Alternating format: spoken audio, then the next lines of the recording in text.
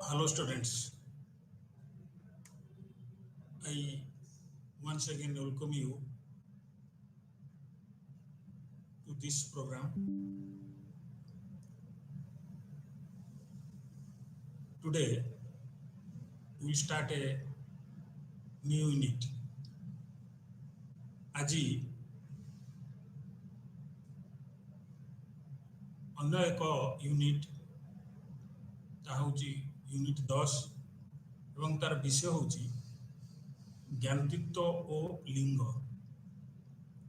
କିନସିପ୍ and gender. ଆଗରୁ ଯେତେ ଆଲୋଚନା ହେଇଛି ସେ ଭିତରେ ଜ୍ଞାନତିତ୍ଵ ଏବଂ ଲିଙ୍ଗର ଶବ୍ଦ ବହୁବାର ବ୍ୟବହାର କରାଯାଇଛି। ଆଜି ମୁଁ ଆଲୋଚନା ପ୍ରସଙ୍ଗରେ ଲିଙ୍ଗର ଅର୍ଥ ଟିକେ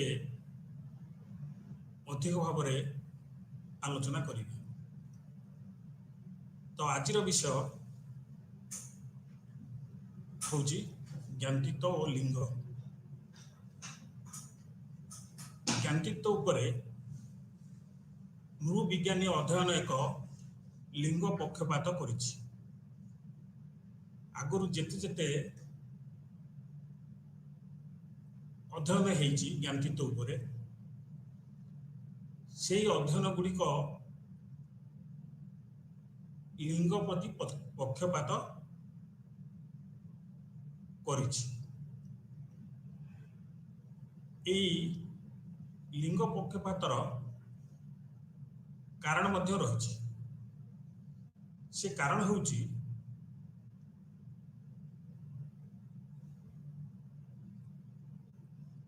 ସୂଚନାର ଉଚ୍ଚ ଭାବରେ ପୁରୁଷ ଉପରେ ଅଧିକ ନିର୍ଭରଶୀଳତା।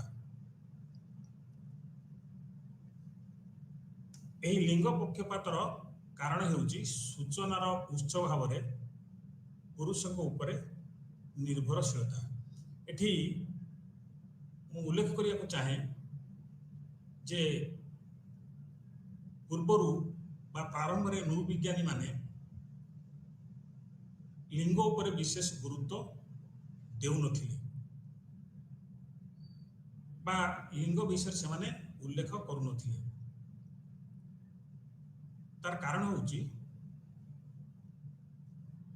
ସେମାନେ ସମସ୍ତ ପ୍ରକାର ସୂଚନାର ଉତ୍ସ ଥିଲେ ଏବଂ ସେମାନେ ବିଶେଷ କରି ପୁରୁଷ ଥିଲେ। ତେଣୁ এই ଲିଙ୍ଗ ପକ୍ଷପାତର କାରଣ ହେଉଛି ସୂଚନାର ଉତ୍ସ ଭାବରେ ପୁରୁଷ ଉପରେ ନିର୍ଭରଶୀଳତା। ଅର୍ଥାତ୍ ଯାହା ଯାହା ସୂଚନା ପ୍ରାପ୍ତ କରାଯାଉଥିଲା ଜ୍ଞାନତିତ୍ଵ ଅଧ୍ୟୟନରେ, ସେ ସୂଚନାର ଉତ୍ସ ଥିଲେ ପୁରୁଷମାନେ। ସେଥିପାଇଁ କୁହାଯାଇଛି ଯେ ପୁରୁଷମାନେ ସୂଚନାର ଉତ୍ସ ଥିଲେ, ଯେଉଁମାନେ କି ପକ୍ଷପାତିତା କରୁଥିଲେ। ଏଠି ଗୋଟେ ଉଦାହରଣ ଆମେ ଦେଇପାରୁ। ଭାରତୀୟ ପରିପ୍ରେକ୍ଷୀରେ ଭାରତରେ ଯେଉଁଠି ନାରୀର ଗତିଶୀଳତା ଉପରେ କଟକଣାର ସଫଳ ପ୍ରବର୍ତ୍ତନ ଓ ସ୍ୱରକୁ ପ୍ରସ୍ଥିତି ଓ ସମ୍ମାନର ସାକ୍ଷୀ ଭାବରେ ଦେଖାଯାଏ, ସେତେବେଳେ ଗବେଷକମାନଙ୍କ ନିମନ୍ତେ ମହିଳା ପରିପ୍ରେକ୍ଷ୍ୟ ସହିତ ଅପହଞ୍ଚ ଅଟେ। ଅର୍ଥାତ୍ ଯେଉଁଠି ନାରୀର ଗତିଶୀଳତା କହିଲେ ମୋବିଲିଟି, ନାରୀମାନଙ୍କର ମୋବିଲିଟି ଉପରେ ସଫଳ ଭାବରେ କଟକଣାକୁ ପ୍ରବର୍ତ୍ତନ କରାଯାଇ ପାରୁଥିଲା ଏବଂ ତାଙ୍କ ସ୍ୱରକୁ ମଧ୍ୟ ଅବହେଳା କରାଯାଉଥିଲା। ତେଣୁ କଟକଣାର ସଫଳ ପ୍ରବର୍ତ୍ତନ ଓ ସ୍ୱରକୁ ପ୍ରସ୍ଥିତି ଓ ସମ୍ମାନର ସାକ୍ଷୀ ଭାବରେ ଦେଖାଯାଏ। ଯେତେବେଳେ କଟକଣାର ସଫଳ ପ୍ରବର୍ତ୍ତନ ଓ ସ୍ୱରକୁ ପ୍ରସ୍ଥିତି ଓ ସମ୍ମାନର ସାକ୍ଷୀ ଭାବରେ ଦେଖାଯାଏ, ସେତେବେଳେ ଗବେଷକମାନଙ୍କ ନିମନ୍ତେ ମହିଳା ପରିପ୍ରେକ୍ଷ୍ୟ ଅପହଞ୍ଚ ହୋଇଯାଏ। ଅର୍ଥାତ୍ ଗବେଷକମାନେ ମହିଳାଙ୍କ ପରିପ୍ରେକ୍ଷ୍ୟକୁ ଅବହେଳା କରନ୍ତି। ସେମାନେ महिला प्रसंग रे चुप रुहंती बा नीरव रुहंती। ये हला गोटे कथा। आउ गोटे कथा होची अनेक ज्ञानतीत विवरणी एक तरफा अटे। अर्थात आरंभ रे जो नू विज्ञानी अध्ययन होतिला ज्ञानतीत उपरे बा नू विज्ञान उपरे नू विज्ञानी मानक द्वारा जो विवरणी प्रदान करा जाउतिला, जो विश्लेषण उपस्थापित करा जाउतिला बा तर्जमा करा जाउतिला, ताहा एक तरफा अटे। कारण यह केवल पुरुष परिप्रेक्ष्य सहित संश्लिष्ट। तो एठी मु कहिबा को चाहे जे प्रथम रु बा प्रारंभ रे नू विज्ञानी माने केवल पुरुष थिले एवं से माने केवल पुरुष परिप्रेक्ष्य सहित संश्लिष्ट थिले एवं नारी परिप्रेक्ष्य को से माने अवहेला प्रदर्शन करुथिले। नारीर इच्छा भूमिका और प्रकृति पुरुष व्याख्या और नियंत्रण रे थाए। तेणु नारी मानकर इच्छा कौन, सेमानकर भूमिका कौन हेबा उचित, तांकर प्रकृति कौन, ताहा पुरुष मानक द्वारा व्याख्या करा जाउथिला।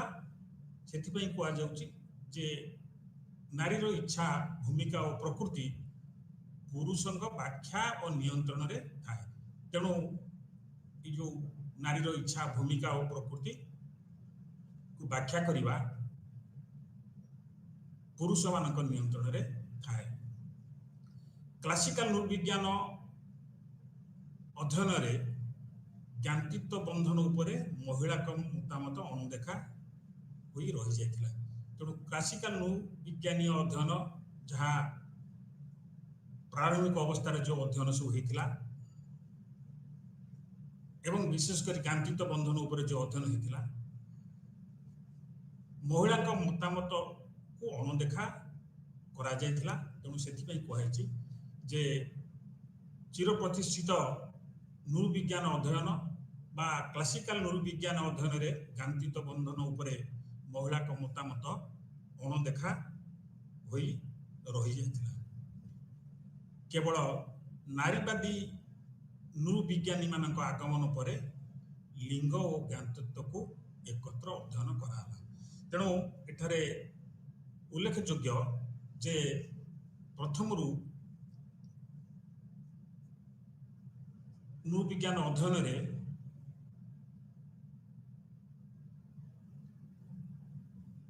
लिंग उपरे गुरुत्व दिया जाउनथिला, नारी मानक परिप्रेक्ष्य उपरे गुरुत्व दिया जाउनथिला। किंतु जेतेबेले नारीवादी नृविज्ञानी मानकर अभ्युदय हैला सेतेबेले नारी और लिंग उपरे अध्ययन आरंभ हैला। चिर प्रतिष्ठित नृविज्ञान और लिंग प्रश्न या पूर्व मु कहीदेवा को चाहे जे लिंग और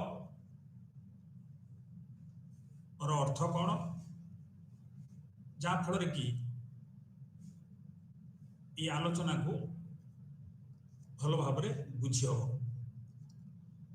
सामाजिक रूपे निर्मित नारी पुरुष बालक और बालिकांकर गुणावली यह सेमानक सहित संबंधित प्रतिमान व्यवहार और भूमिका सहित संबंधित। ये होची जेंडर। जेंडर कहले सामाजिक रूपे निर्मित पुरुष नारी और बालक बालिकार गुणावली। यह होची समाज द्वारा निर्मित बा सामाजिक रूपे निर्मित नारी पुरुष बालक और बालिकांकर गुणावली यह सहित संबंधित प्रतिमान व्यवहार और भूमिका सहित संबंधित। तेणु जेंडर होची सामाजिक रूपे निर्मित पुरुष नारी बालक और बालिका मध्य एक सामाजिक संपर्क। एबे चिरप्रतिष्ठित नृविज्ञान और लिंग प्रश्न संबंध में आम आलोचना करवा। सेटा होची classical anthropology and question of gender, जहाँ मु आगुर कही जे प्रारंभिक अवस्था नृविज्ञानी माने लिंग उपरे बा नारी परिप्रेक्ष्य उपरे गुरुत्व दे नथिले एवं परवर्ती समय रे जेतेबेले नारीवादी नृविज्ञानी मानकर आविर्भाव घटिला बा सेमाने अध्ययनर आरंभ कले सेतेबेले ज्ञानचित्त अध्ययन रे नारी परिप्रेक्ष्य बा लिंग संबंध रे उल्लेख करागला एवं ज्ञानचित्त लिंग मध्य थिबा संपर्क को मध्य विश्लेषण करागला। नृविज्ञान रे अधिकांश पारंपरिक प्रबंध गुड़िक नृविज्ञानी मानक स्वार्थ द्वारा निर्धारित परिप्रेक्ष्य उपरे आधारित थिला। अर्थात पारंपरिक प्रबंध गुड़िक जहाँ आगु जो प्रबंध गुड़िक लिखाई से जो नृविज्ञानी माने अध्ययन करथिले सेमाने सब पुरुष थिले एवं ये पुरुष नृविज्ञानी मान स्वार्थ द्वारा निर्धारित परिप्रेक्ष्य उपरे आधारित थिला। तेणु जो लेखा से माने लिखुथिले बा जो विवरणी से प्रदान करथिले नृविज्ञान रे तांकर प्रबंध गुड़िक बा तांकर लेखा गुड़िक तांकर स्वार्थ द्वारा आधारित बा निर्धारित परिप्रेक्ष्य उपरे आधारित थिला। तेणु आगु जिते लेखा थिला से लेखा गुड़ाक पुरुष मानकर स्वार्थ आधारित थिला बा सेमानकर स्वार्थ आधार रे से लेखा गुड़िक प्रस्तुत होतिला।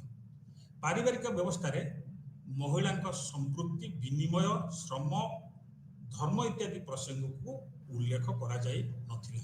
तेणु मु किछि समय पूर्व कहिछि जे पूर्व जो नृविज्ञानी माने ज्ञानचित्त अध्ययन करुथिले सेमाने नारी परिप्रेक्ष्य को अवहेला करथिले बा स्थान दे नथिले। तो ये जो सब होची महिला प्रसंग जे महिला का संपृक्ति विनिमय श्रम इत्यादि प्रसंग को से नृविज्ञानी माने उल्लेख कर नथिले।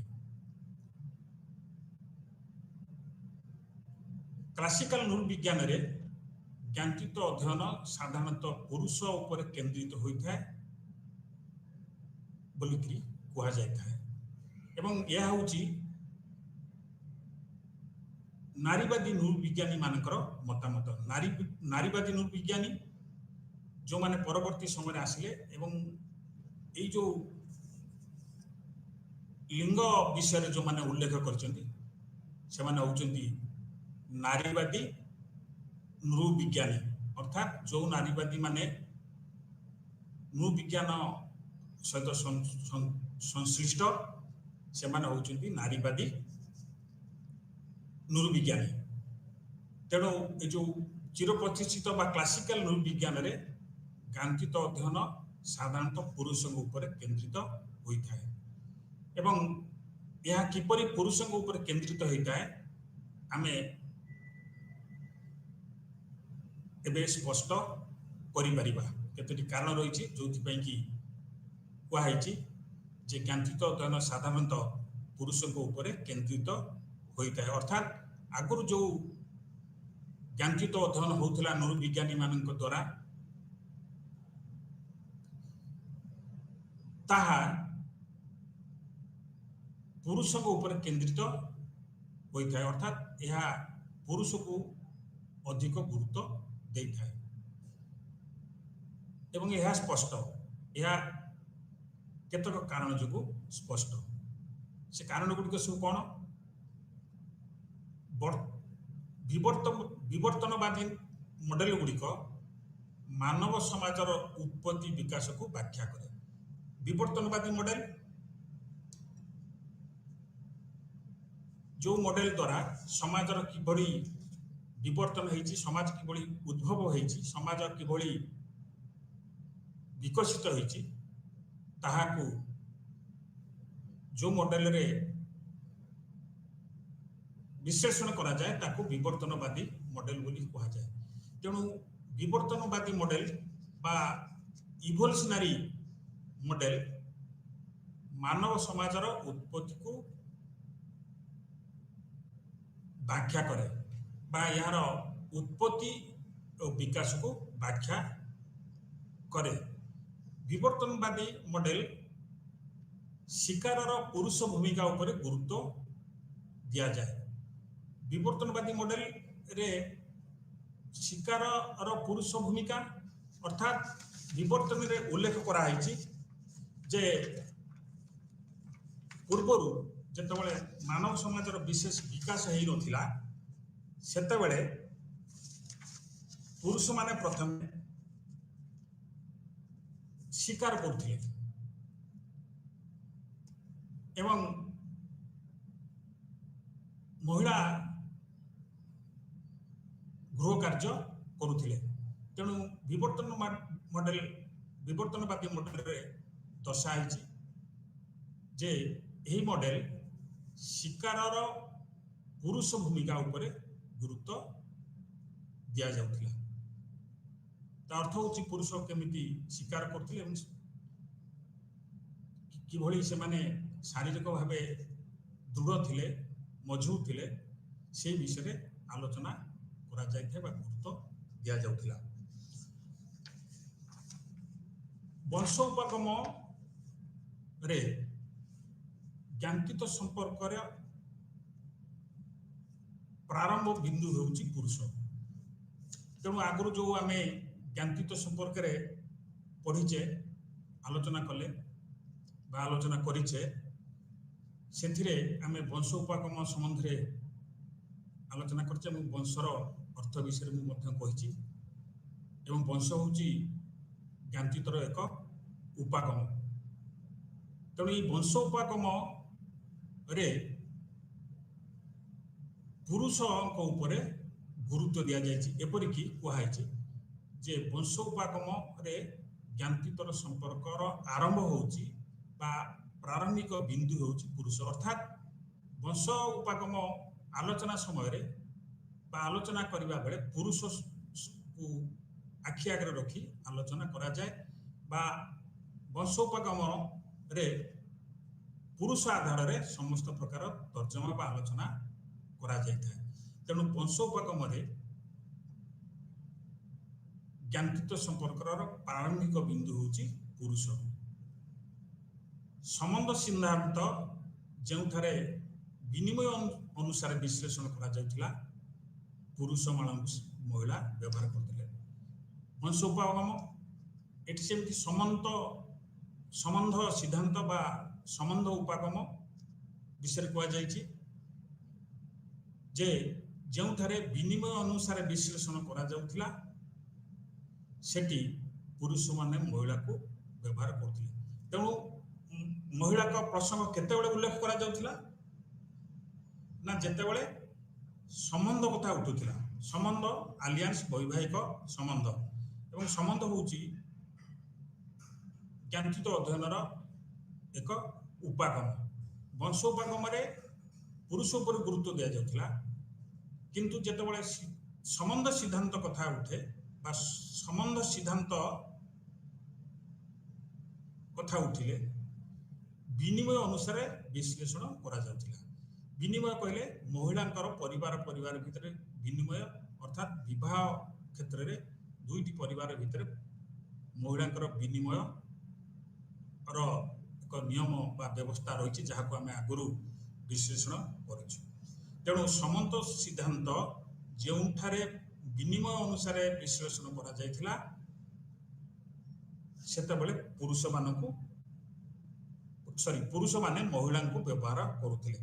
ता अर्थ होची केवल यही सिद्धांत रे ज्ञानकित विश्लेषण समय रे पुरुष माने महिला मानकु बा महिलांको विषय उल्लेख करुथिले। ज्ञानकित भूमिका उपरे पितृतांत्रिक नियंत्रण। ये हूँ आ गोटे कथा बा विषय ता हूँ ज्ञातृत्व भूमिका उपरे पितृतांत्रिक नियंत्रण। ज्ञातृत्व भूमिका बा kinship role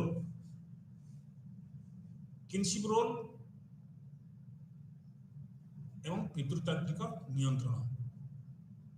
patriarchal hold on kinship roles.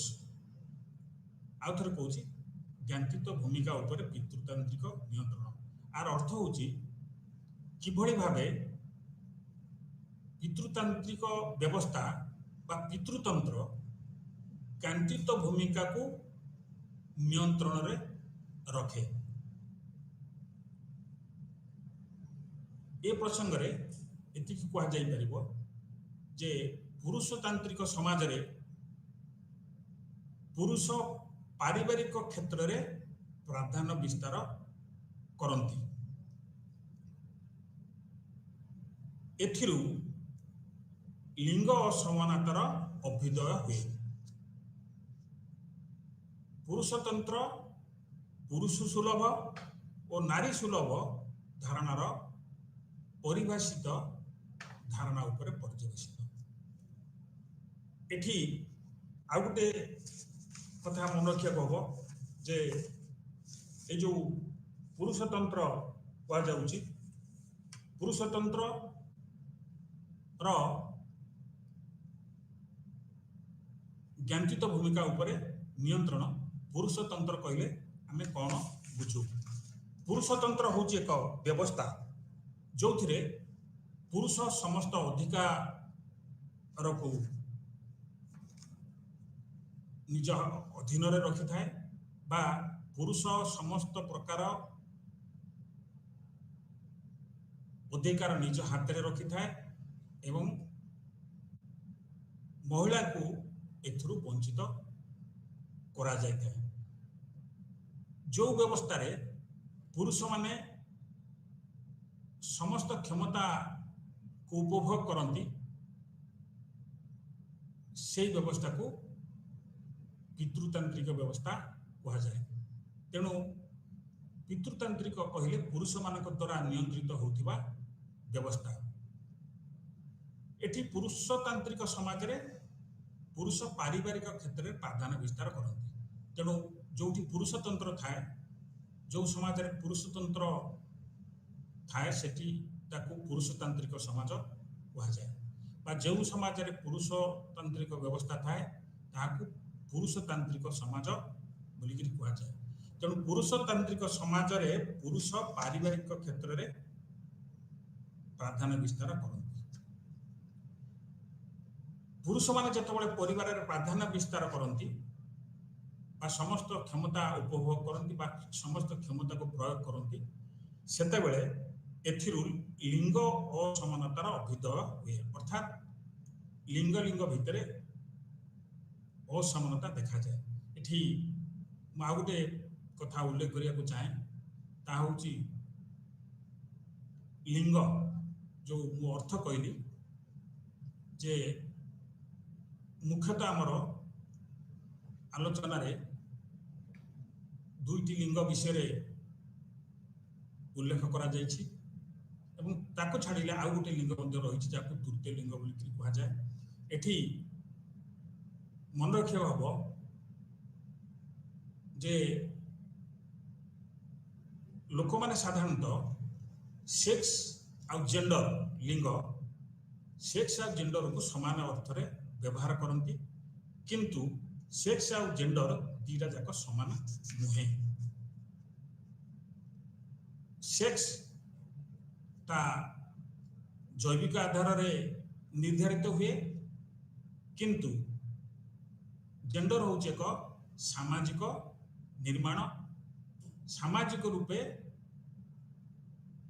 लिंग निर्धारित होता है। तेणु सेक्स और जेंडर भितर पार्थक्य रही एवं जो जेंडर कहली गोटे हूँ मास्कुलाइन आ गोटे हूँ फेमिनाइन से कहुची पुरुषतंत्र पुरुष सुलभ और नारी सुलभ धारणा अनुसार यह परिभाषित होता है। जौन संबंधी और संपत्ति व्यवस्था द्वारा समाज पितृतंत्र देखा जाए जहाँ पुरुषों को इच्छा पसंद और स्वार्थ को सुविधाजनक करिथाए। महिला के ठारू पुरुष माने अधिक सुविधा सुजोग भोग करते। पुरुषतंत्र समाज रे उभय सर्वसाधारण और पारिवारिक क्षेत्र में कार्य करुथिबा नियम प्रणयन करने को पुरुष को सशक्त करता। तेणु पुरुषतंत्र समाज में जहाँ कहली जो पुरुष मान प्राधान्य थाए पुरुषतंत्र समाज में उभय सर्वसाधारण और पारिवारिक क्षेत्र दुईटा क्षेत्र गोटे परिवार और परिवार बाहर। तेणु पुरुषतंत्र समाज में उभय सर्वसाधारण और पारिवारिक क्षेत्र में कार्य करुथिबा नियम प्रणयन करने को पुरुष को सशक्त करता।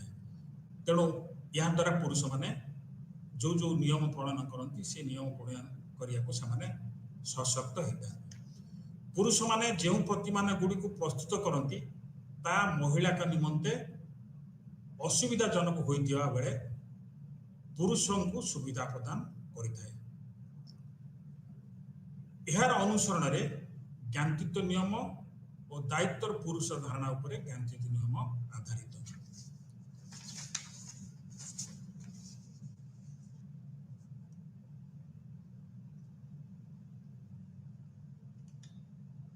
वंश और लिंग हूँ दुईटी प्रसंग जहाँ आम ये आलोचना करवा। न्यायिक प्राधिकार और वंशावलीर पहुंच निमंते वंश समूह को प्रवेश बिंदु निर्माण करिथाए। एगुड़िक राजनैतिक संगठन आधार हो जाए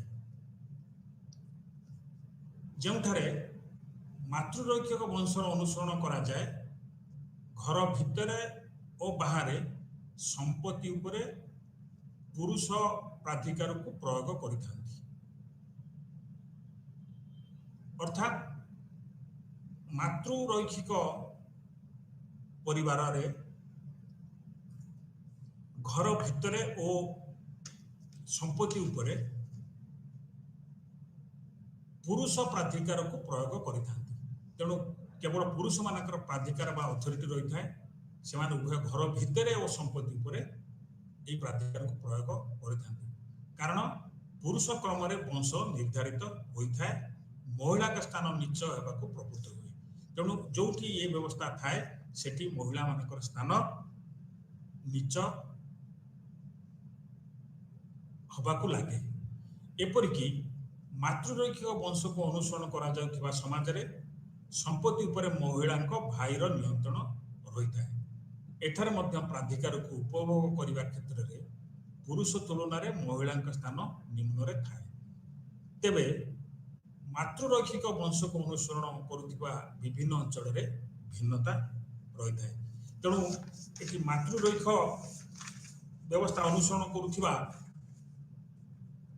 अंचल रे समान प्रकार नियम देखा जाए नहीं, सेठी मध्य भिन्नता देखा जाए। पब्लिक और घरे क्षेत्र में सार्वजनीनता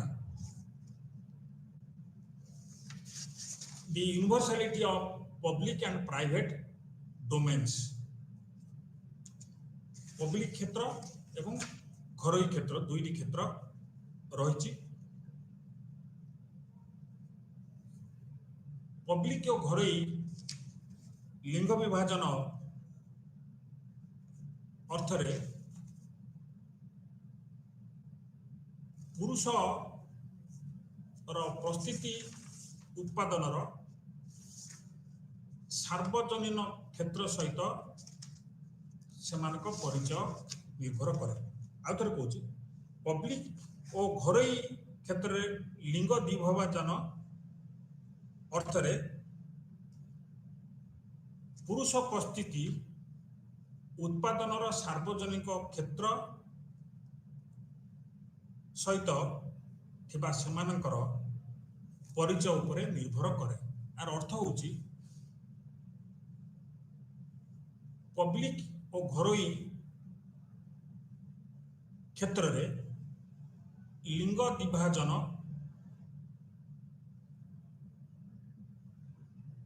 ଅର୍ଥ ଅନୁସାରେ ପୁରୁଷର ପ୍ରସ୍ଥିତି ଉତ୍ପାଦନର ସାର୍ବଜନିକ କ୍ଷେତ୍ର ସହିତ ଥିବା ସେମାନଙ୍କ ପରିଚୟ ଉପରେ ନିର୍ଭର କରେ। ତେଣୁ ପୁରୁଷ ପ୍ରସ୍ଥିତି କାହା ଉପରେ ନିର୍ଭର କରେ? ସାର୍ବଜନିକ କ୍ଷେତ୍ରରେ ଥିବା ସେମାନଙ୍କ ପରିଚୟ ଉପରେ ନିର୍ଭର କରେ।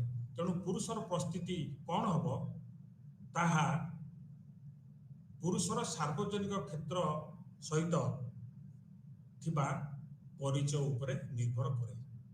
ଫଳରେ ସେମାନେ ପରିବାର ଭିତରେ ମୁଖ୍ୟ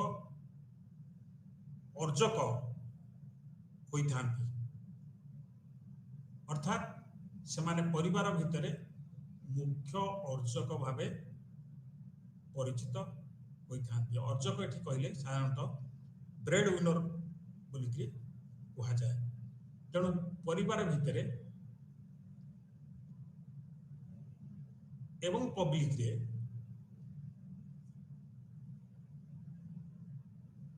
ଲିଙ୍ଗ ଦ୍ବିଭାଜନ ବ୍ୟବସ୍ଥା ରହିଛି ଏବଂ ସେ ଅନୁସାରେ ପୁରୁଷମାନେ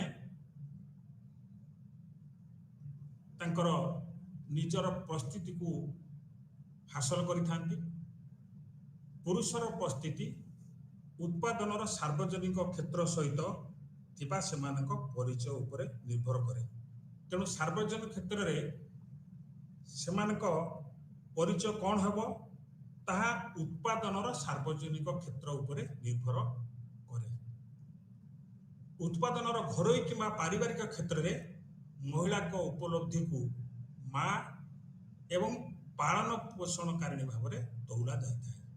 ତେଣୁ ଯେଉଁ ପବ୍ଲିକ ଓ ଘରୋଇ କ୍ଷେତ୍ରରେ ସାର୍ବଜନୀନତା ଯେଉଁ ଟପିକ ସେଥିରେ ପୁରୁଷର ପ୍ରସ୍ଥିତି କାହା ଉପରେ ନିର୍ଭର କରେ? ଯେମିତି ମୁଁ କହିଲି ସାର୍ବଜନୀନ ଉତ୍ପାଦନର ସାର୍ବଜନିକ କ୍ଷେତ୍ର ସହିତ ସାର୍ବଜନିକ କ୍ଷେତ୍ର ସହିତ ଥିବା ସେମାନଙ୍କ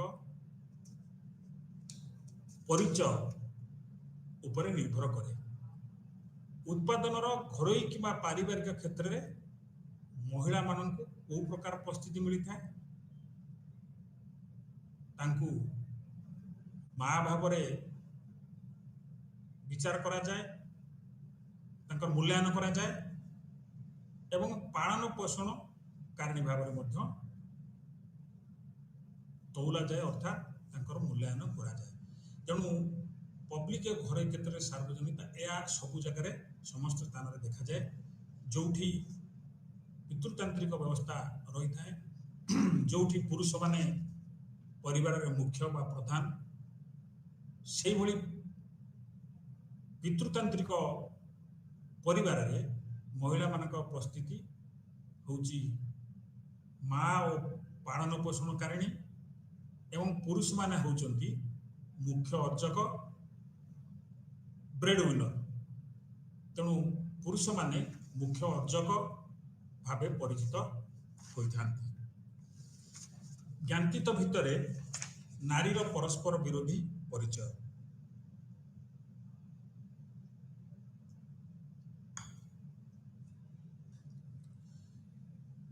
ନୃବିଜ୍ଞାନରେ ନୂତନ ଅଧ୍ୟୟନ ସେମାନଙ୍କ ଜୀବନରେ ବାସ୍ତବତାର ଅନୁଭୂତି ବାଣ୍ଟିବାକୁ ମହିଳାକୁ ଏକ ସୁଯୋଗ ପ୍ରଦାନ କରିଥାଏ। ଆଗରୁ ଆମେ ଆଲୋଚନା କରୁଥିଲୁ ବା ମୁଁ ଆଲୋଚନା ପ୍ରସଙ୍ଗରେ କହିଛି ଯେ ପ୍ରଥମରୁ ବା ପ୍ରାରମ୍ଭିକ ଅବସ୍ଥାରେ ବା ପ୍ରାରମ୍ଭିକ ନୃବିଜ୍ଞାନୀ ମାନଙ୍କ ଦ୍ୱାରା କରାଯାଉଥିବା ଅଧ୍ୟୟନରେ ମହିଳା ପରିପ୍ରେକ୍ଷ୍ୟ ଉପରେ ଗୁରୁତ୍ୱ ଦିଆଯାଉନଥିଲା ବା ମହିଳାଙ୍କ ବିଷୟରେ ବିଶେଷ କିଛି ଉଲ୍ଲେଖ କରାଯାଉନଥିଲା, କାରଣ ତାହା ପୁରୁଷ ନୃବିଜ୍ଞାନୀ ମାନଙ୍କ ଦ୍ୱାରା କରାଯାଉଥିଲା। ତେଣୁ ନୃବିଜ୍ଞାନରେ नूतन अध्ययन को मानक द्वारा नारीवादी नृविज्ञानी मानक द्वारा करा जाउतबा अध्ययन प्रसंग रे यह कहा जायछि।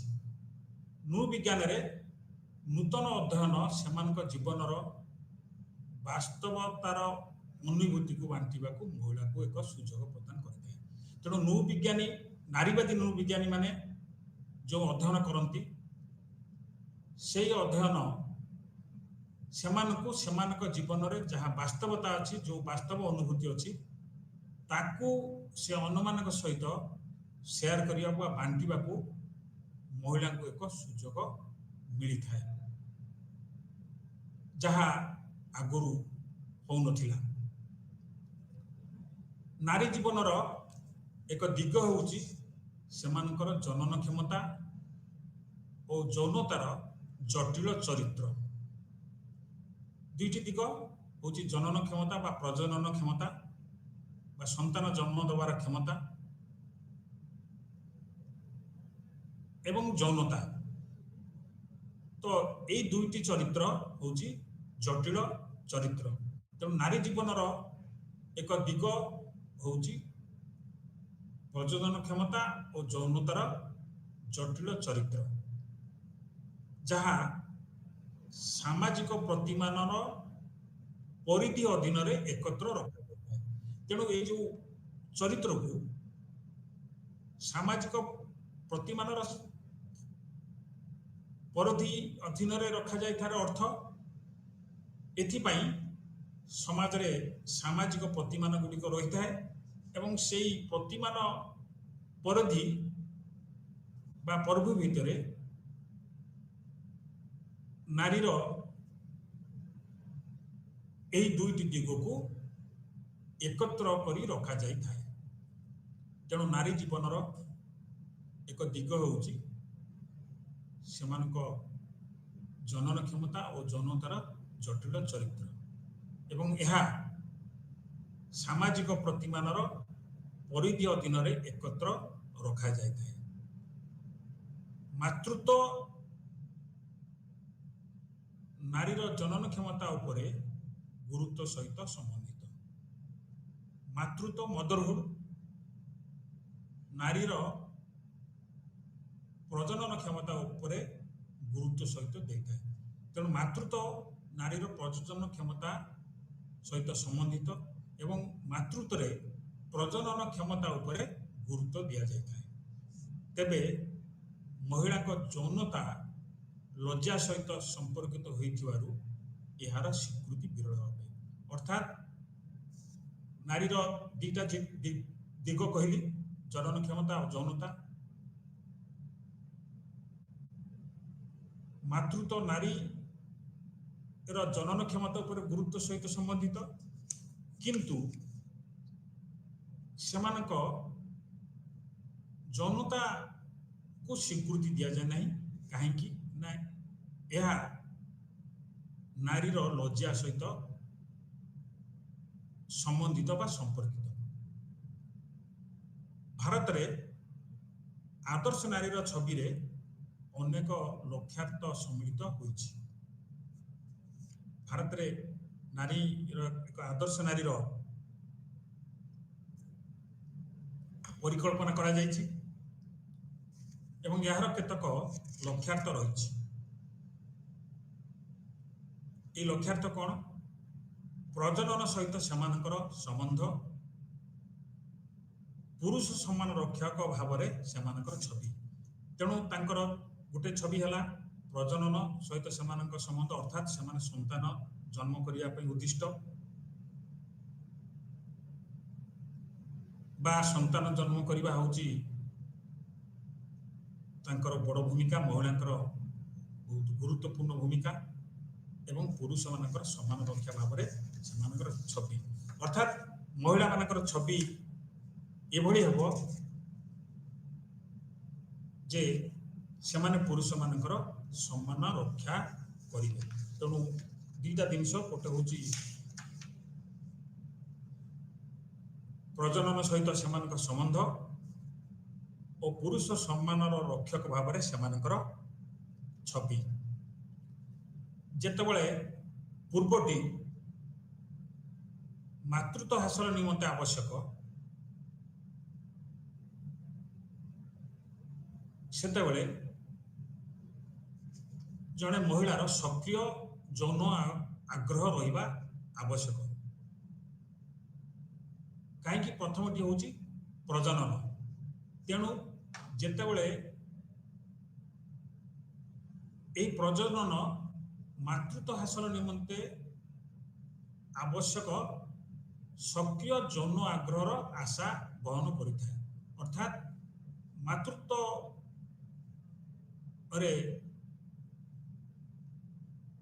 জনন সমর্থিত এবং জনন হাসল পাই বা সন্তান হাসল নিমন্তে মাতৃত্ব হাসল নিমন্তে সক্রিয় যৌন আবশ্যকতা পড়িଥାଏ। তেଣୁ ଯେତେବେଳେ ପୂର୍ବଟି ମାତୃତ୍ୱ ହାସଲ ନିମନ୍ତେ ଆବଶ୍ୟକ ସକ୍ରିୟ ଯୌନ ଆଗ୍ରହର ଆଶା ବହନ କରିଥାଏ, ପରଟି ସତୀତ୍ୱ ଓ ଶୁଦ୍ଧତା ନିର୍ବହନ ନିମନ୍ତେ ଗୁରୁତ୍ୱ ଦେଇଥାଏ। ତେଣୁ ପ୍ରଥମଟି ସକ୍ରିୟ ଯୌନ ଆଗ୍ରହ ଆବଶ୍ୟକ କରେ বা ପ୍ରଥମଟି ସକ୍ରିୟ ଯୌନ ଆଗ୍ରହ ସହିତ ସମ୍ବନ୍ଧିତ, ପରଟି ସତୀତ୍ୱ ଓ ଶୁଦ୍ଧତା ନିର୍ବହନ ନିମନ୍ତେ ଗୁରୁତ୍ୱ ଦେଇଥାଏ। ପରଟି ହେଉଛି ନାରୀମାନଙ୍କୁ ପୁରୁଷମାନଙ୍କର ସମ୍ମାନ ରକ୍ଷାକାରିଣୀ ଭାବରେ ଭୂମିକା ଲିଭେଇବାକୁ ପଡ଼ିବ। ତେଣୁ ସେ ଅନୁସାରେ ଦୁଇଟି ଜିନିଷ ଦୁଇଟି ଉଦ୍ଦେଶ୍ୟ ସହିତ ସମ୍ବନ୍ଧିତ। ଗୋଟିଏ ହେଉଛି ମହିଳାଙ୍କର ମାତୃତ୍ୱ ହାସଲ ପାଇଁ ଆବଶ୍ୟକ ସକ୍ରିୟ ଯୌନ ଆଗ୍ରହ ଏବଂ ଦ୍ୱିତୀୟଟି ହେଉଛି ପୁରୁଷମାନଙ୍କର ସମ୍ମାନ ରକ୍ଷା କରିବା ପାଇଁ ସତୀତ୍ୱ ଓ ଶୁଦ୍ଧତା। ନାରୀର ବିଭାଜିତ ଛବି ପରସ୍ପର ବିରୋଧୀ ବୋଲି ବିଚାର କରାଯାଇଥାଏ। ତ ନାରୀର ଛବି ହେଉଛି ପରସ୍ପର ବିରୋଧୀ। ତାର ଛବି ଗୋଟିଏ ପ୍ରକାର ବା ସମରୂପକ ନୁହେଁ। ନାରୀର ଛବି ହେଉଛି ବିଭାଜିତ। ପ୍ରସ୍ତୁତିର ଜ୍ଞାନକୀତ ବ୍ୟବସ୍ଥା ଭିତରେ ନାରୀର ବିଷମ ଭୂମିକା ବିଭିନ୍ନ ଜନ୍ମ ସମ୍ବନ୍ଧୀ ଓ ବୈବାହିକ ସମ୍ପର୍କ ଉପରେ ଆଧାରିତ। ସେଗୁଡ଼ିକ କ'ଣ? ଏକ ପକ୍ଷରେ ସେ ଝିଅ ଓ ଭଉଣୀ, ଅନ୍ୟ ପକ୍ଷରେ ସେ ପୁତ୍ରର ପତ୍ନୀ। ଏହା ନାରୀର ଯୌନତା ଓ ଜନନ କ୍ଷମତା ବିବାଦ ଧାରଣାକୁ ଦର୍ଶାଇଥାଏ। ତେଣୁ ଏଇ ଯେଉଁ ଦୁଇଟା, ଗୋଟେ ଯୌନତା ଏବଂ ଜନନ କ୍ଷମତା, ଏହା ହେଉଛି ବିବାଦୀୟ ନାରୀମାନଙ୍କ ପାଇଁ, ଯାହାକି ନାରୀକୁ ବିବାଦୀୟ କରିଥାଏ ବା ନାରୀର ଏହି ଭୂମିକାକୁ ବିଷମ ଭୂମିକା ବୋଲିକି କୁହାଯାଏ। ଦୁଇଟା ଜନ୍ମ ସମ୍ବନ୍ଧୀୟ ବା ଜନନ ବା ପ୍ରଜନନ, ଯାହା ବୈବାହିକ ସମ୍ପର୍କ ଉପରେ ଆଧାରିତ। ତେଣୁ ପ୍ରସ୍ତୁତିର ଜ୍ଞାନକୀତ ବ୍ୟବସ୍ଥା ଭିତରେ ନାରୀର ବିଷମ ଭୂମିକା ବିଭିନ୍ନ ଜନ୍ମ ସମ୍ବନ୍ଧୀ ଓ ବୈବାହିକ ସମ୍ପର୍କ ଉପରେ ଆଧାରିତ। ତାହା ହେଉଛି ଯାହା ମୁଁ ଏବେ କହିଲି, ଏକ ପକ୍ଷରେ ସେ ଝିଅ ଓ ଭଉଣୀ, ଅନ୍ୟ ପକ୍ଷରେ ପୁତ୍ରର ପତ୍ନୀ। ଏହା ନାରୀର ଯୌନତା ଓ ଜନନ କ୍ଷମତା ବିବାଦ ଧାରଣାକୁ ଦର୍ଶାଇଥାଏ। ଲିଙ୍ଗ ସେନ୍ସରେ ଜ୍ଞାନକୀତର ପୁନଃ ପରୀକ୍ଷଣ। লিঙ্গ লেন্সরে জ্ঞানকীতକୁ କିଭଳି ଦେଖାଯାଏ ତାହାକୁ ପରୀକ୍ଷା କରିବାକୁ লিঙ্গ ଲେନ୍ସରେ ଜ୍ଞାନକୀତର ପୁନଃ ପରୀକ୍ଷଣ ବୋଲି କୁହାଯାଉଛି। ରି-ଏକ୍ସାମିନିଂ କିନସିପ୍ ଫ୍ରମ୍ ଜେଣ୍ଡର ଲେନ୍ସ। ନାରୀବାଦୀ ମାନେ ନାରୀର ସ୍ଥାନ ଉପରେ ସୂଚନା ନିମନ୍ତେ नृवंश विज्ञान को परीक्षा करने द्वारा लिंगर सामाजिक निर्माण को बुझापी से अनुसंधान आरंभ है।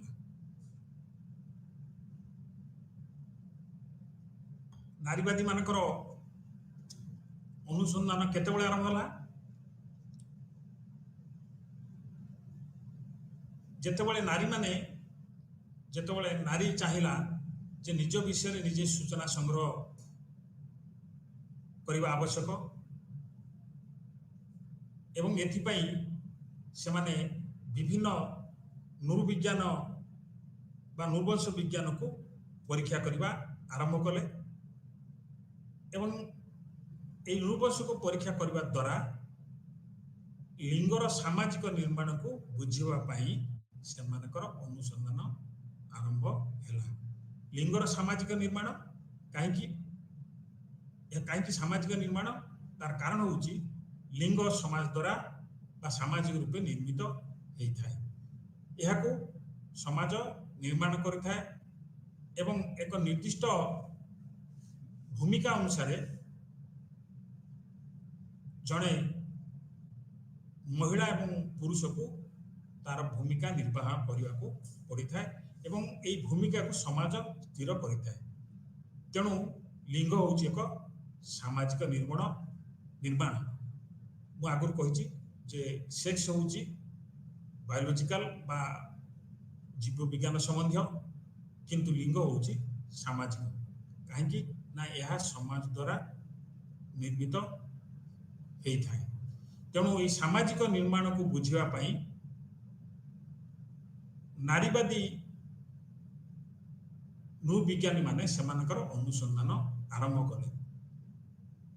लिंग उपर हाथ को निया जाइथिबा नृवंश विज्ञान संबंधी कार्य उभय लिंग और ज्ञानतित्व विषय धारणा को पुनर्रचना कला।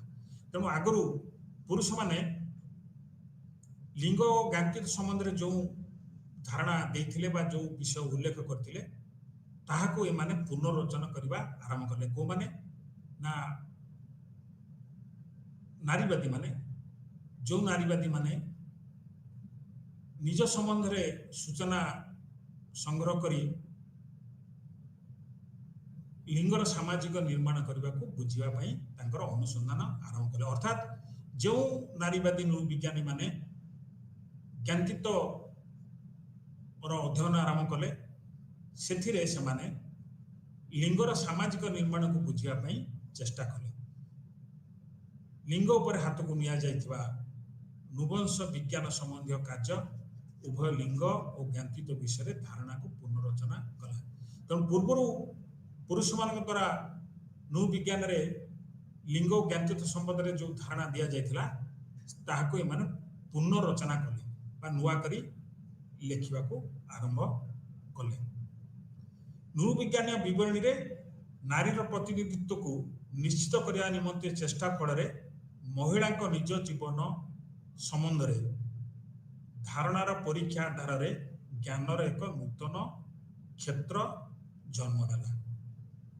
तेणु नृविज्ञान विवरणी रे नारीर प्रतिनिधित्व निश्चित है एवं यह निश्चित करने निमंते चेष्टा कले। को मान चेष्टा फल महिला माने निज जीवन संबंध में धारणा परीक्षा आधार ज्ञानर एक नूतन क्षेत्र जन्म नेला।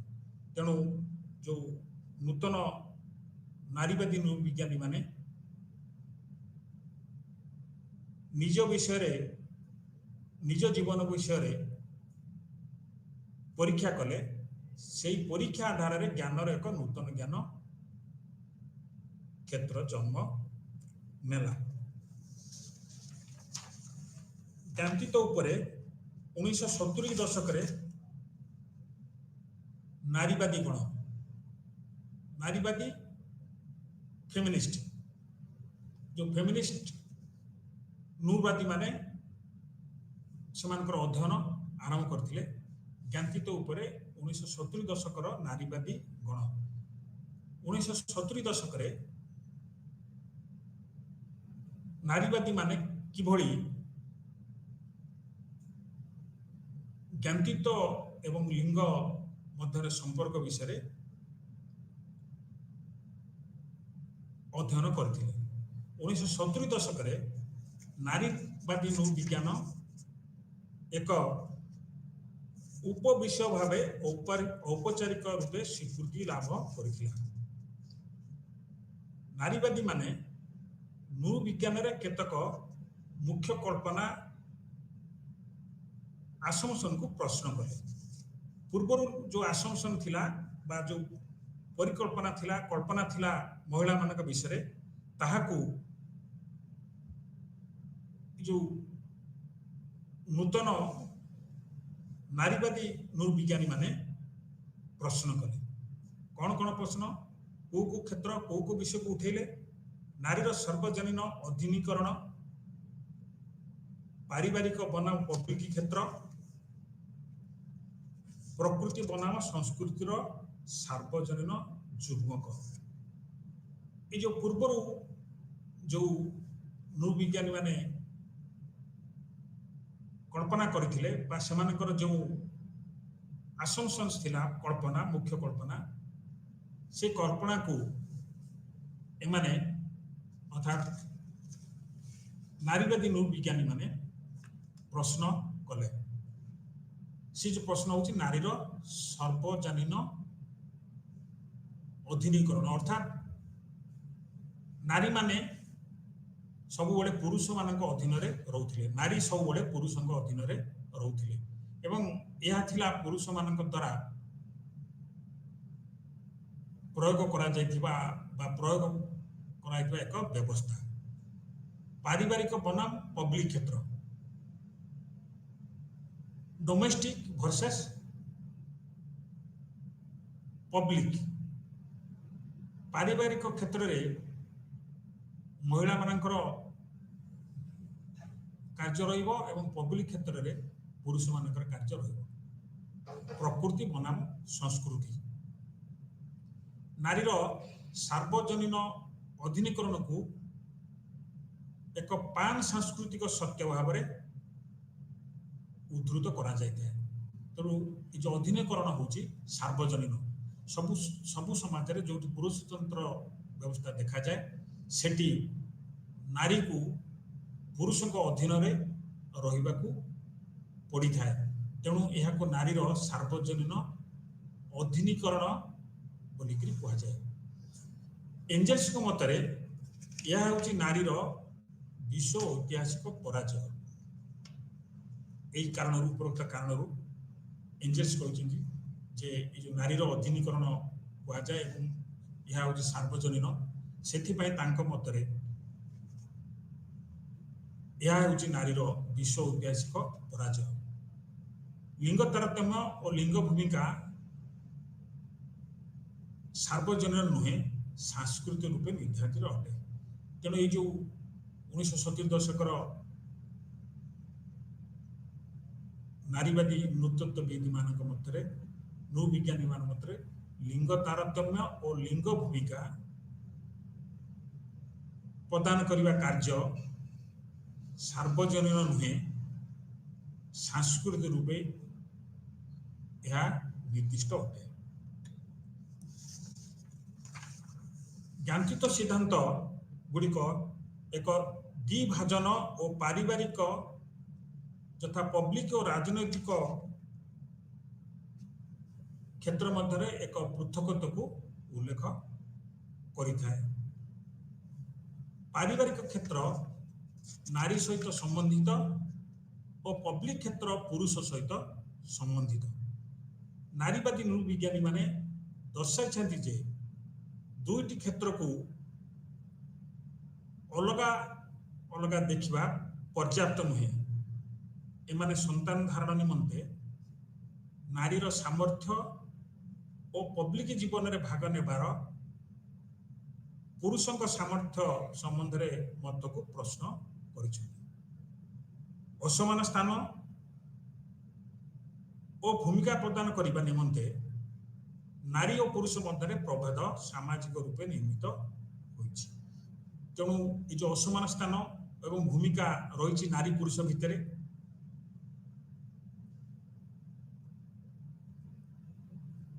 ନାରୀ ପୁରୁଷ ମଧ୍ୟରେ ଯେଉଁ ପ୍ରଭେଦ ରହିଛି ତାହା ସାମାଜିକ रूपे निर्मित। तेणु नृवादी मानक नृविज्ञानी मानक मତରେ नारीवादी नृविज्ञानी मानक मତରେ नारी भितरे बा नारीर स्थान और भूमिका रे पुरुष नारी मध्य जो प्रभेद अच्छी ताहा सामाजिक भाव निर्मित। ज्ञानतीत सिद्धांतर द्विभाजन और लिंग नारीवादी द्वारा प्रत्याख्यान कर। ज्ञानतीत सिद्धांतर जो थिला आगुर पुरुष मान द्वारा बा प्रारंभिक नृविज्ञानी मान द्वारा ज्ञानतीत सिद्धांतर जो द्विभाजन डाइकोटमी अच्छी और लिंग ताहाको नारीवादी माने प्रत्याख्यान करिसंती।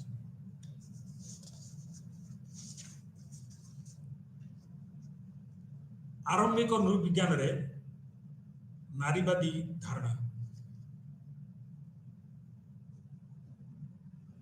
आरंभिक नारीवादी नृविज्ञानी अनेक गुरुत्वपूर्ण कृति प्रस्तुत करिसंती। आरंभिक नारीवादी जो माने क्लासिकल एंथ्रोपोलॉजिस्ट बा नृविज्ञानी माने परे ज्ञानतीत अध्ययन विषय उल्लेख कले से होचंती पारंभिक नारीवादी। पारंभिक नारीवादी नृविज्ञानी अनेक गुरुत्वपूर्ण कृति प्रस्तुत करिसंती। नारी जीवन रे जो क्षेत्र को छाड़ी दिया जायतिला से क्षेत्र को से माने अध्ययन रे अंतर्भुक्त करिसंती। घर और पारिवारिक व्यवस्था रे नारीर संपृक्ति वाणिज्य विनिमय और अर्थनैतिक जीवन को एमाने विस्तृत भाव में व्याख्या करिसंती। तेणु आरंभिक नृविज्ञान रे जो नारीवादी नृविज्ञानी मानकर कृति आसिला सेथिरे नारीवादी माने अनेक नूतन जिनस उल्लेख करिसंती। तेणु कह जाए जो नृविज्ञानिक कृति ज्ञानतीत लिंग मध्य संपर्क बुझा निमंते मूलदुआ पकाई। तेणु एमानकर कृति फल नृविज्ञानिक कृति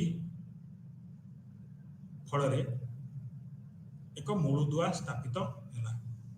अन्य अर्थ कहले जो नृविज्ञानिक कृति ज्ञानतीत लिंग मध्य संपर्क बुझा निमंते मूलदुआ पकाई सेमानक अवदान रही कौन कौन अवदान रही आम संक्षेप में आलोचना करबा। प्रथमे फ्रेडरिक एंजेल्स तांकर कृति होउची the origin of family private property and the state. The origin of family private property and the state.